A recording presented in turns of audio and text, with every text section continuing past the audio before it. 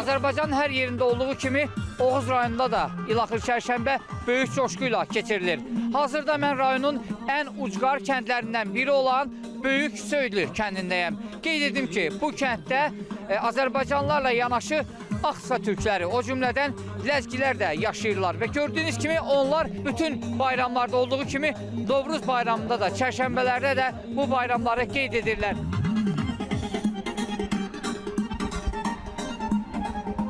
Nişan da eləyirik, elçi də gedirik.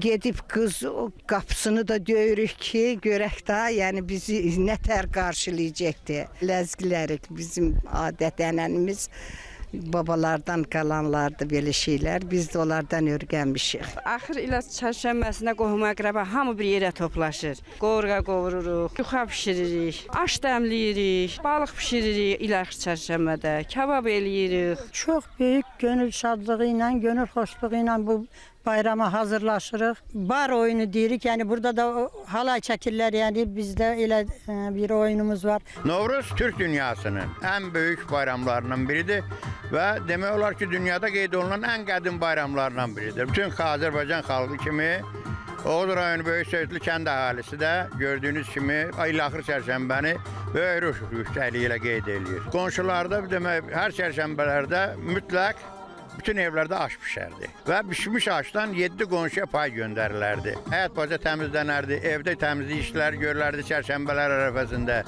ki, bayrama kimi həyat baca təmizlənər, yeni ağac əkilərdi.